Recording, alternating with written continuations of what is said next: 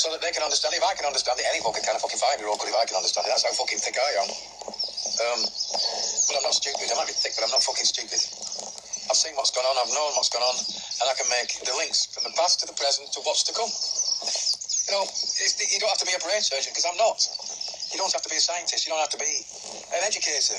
You don't have to be educated. You know, you've just got to have common sense. And be sat on neither side of this fucking fence. This division, this divider that leads to conquer. That's why fences are there. Because if you're on either side of it, you're conquered one way or the other. The division is unreal. Look at the division they've fucking thrown between us, between families. You know, I've got family members that think I've lost the fucking plot. For years and years, that thought I've lost the plot. It's just him and his fucking theories and his nonsense. Despite the fact it's not theory, it's not nonsense, it's well researched and fucking evidential. And then, now you fast forward to now, and now all of a sudden they're realising I was right about almost everything, if not everything. And now they despise me even fucking more. Yeah? They despise you even more for the fact that you were right and they were wrong. Despite the fact they know you do all this research, they must think you're fucking stupid. They read something in a newspaper, and that's it. That's their belief. You know, and if the newspaper told them to go and jump off a fucking cliff, they would. They've got these, and that's true. I believe that. Because you've got these suicide fucking platforms on the internet, all over the internet, that tell people to do this, that, and the other thing. And they do it. They commit suicide. You've got these internet companies that invent these games, like Pokemon, and tell everybody at 3 in the morning, get out of fucking bed, even in your pyjamas, go 3 miles up the road and wait in a certain position, whether you're a fucking 5-year-old or 65-year-old. People were doing this, being told to get out of bed and go and grab this fucking Pokemon. You know, holding the phones up or whatever devices they needed to capture this fucking nonsense. And the Wayback Machine is the time machine, folks. It's all been done before.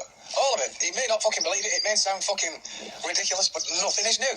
All this technology we've got now, it's not here to improve on anything. It's here to send us back in time. That's the time machine.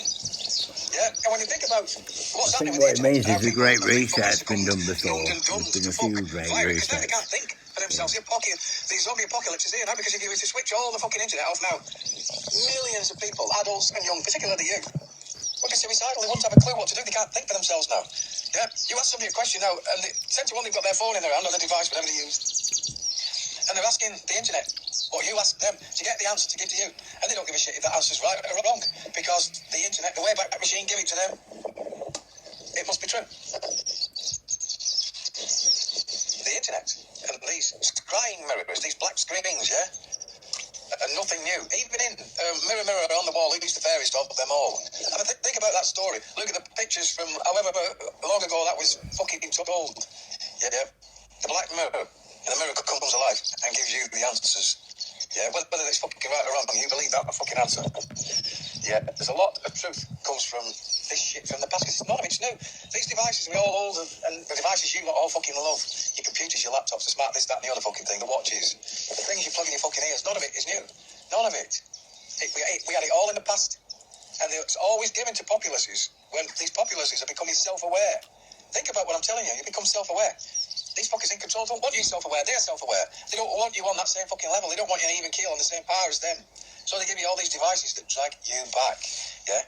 They give you these time machines, scrying mirrors, mobile phones, whatever. Yeah?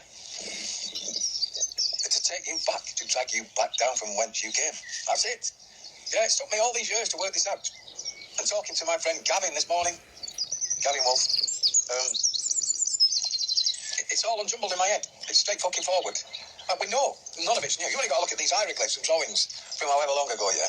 And they give us depictions of things that they had in them days that we haven't got now.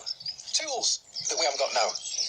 Ingenuities that we haven't got now. Buildings, stunning art that we can't reproduce, even pathetically. Yeah? All this stuff has been given to us now to drag us down. It's nothing new. Yeah? It's just the old evils of old. You get rid of generations of peoples and they forget this stuff existed. They rewrite what they call history instead of our story. They rewrite history and give it to us as if it's our history. And it's not, it's just a fucking mystery wrapped up in a few fucking pages of shit. You wouldn't wipe your arse on it if you knew it was fucking true. If you knew the truth about it anyway, you wouldn't wipe your fucking arse on it. You know, just have a think. And this is why me and Debbie capture everything we can. We capture our story now. We don't believe in history. And the mysteries surrounding all that shit. Because really, it's no mystery at all. Really, it's not. And I hope you understand what I'm fucking saying here. It's all been done before. It'll all be done again. But there's always an ending to the story. to our story, yeah? And we have to write the ending, which is what me and Debbie are trying to do now. Because how we write the ending is how we move forward, and how people in the future move forward as this stuff recycles itself and goes back into circulation and tries to fucking win through again. Evil is so easy to beat. So easy to beat, yeah? You wouldn't believe. And all it involves really is everyone not conforming. Yeah, non-consenting. Saying no at every opportunity. That's it. Not being greedy. And being in love with life and in love with every living fucking species and accepting the fact that we all have to get along and live along, you know, whether we like each other or not. Racism shouldn't be a problem. You know, we all have our quirks, but we can live through it all without being fucking bullied and certainly not being fucking ruled and cruel by some cunt with a crown. Especially when you know what the crown symbolises, yeah? Fucking hell, folks. Fucking hell, folks. I've got no education certificate, yeah? I've got no degrees behind me, no university, no nothing. I was expelled from fucking school and deemed a remedial.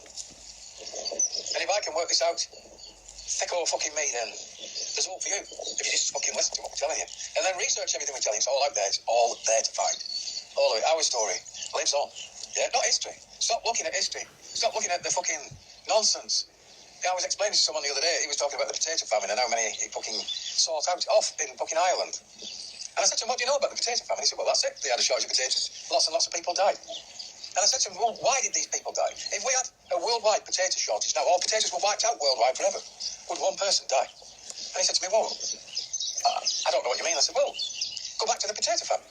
They had sheep, they had cows, they had chickens, they had rice, they had wheat, they had the ability to make bread, carrots, every fucking vegetable known to man and fruit. And you're telling me that a shortage of one of them potato wiped people out?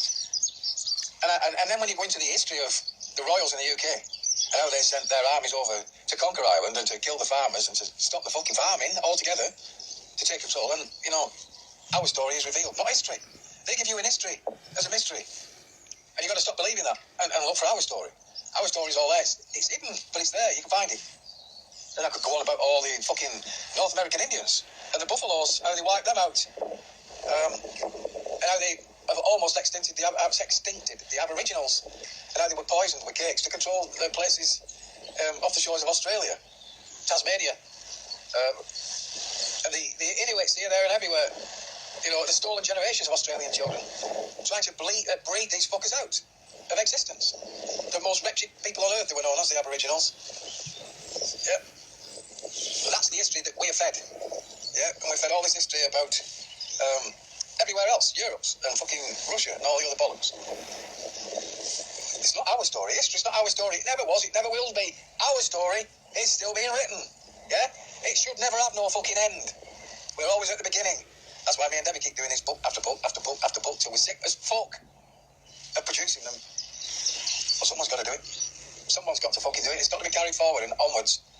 And I'll shut up now. I'll get these dogs back. I've had my fucking rant for the day. We've had a lot of rain over here, and these aircraft, you can't see them because of this shit up in the air here.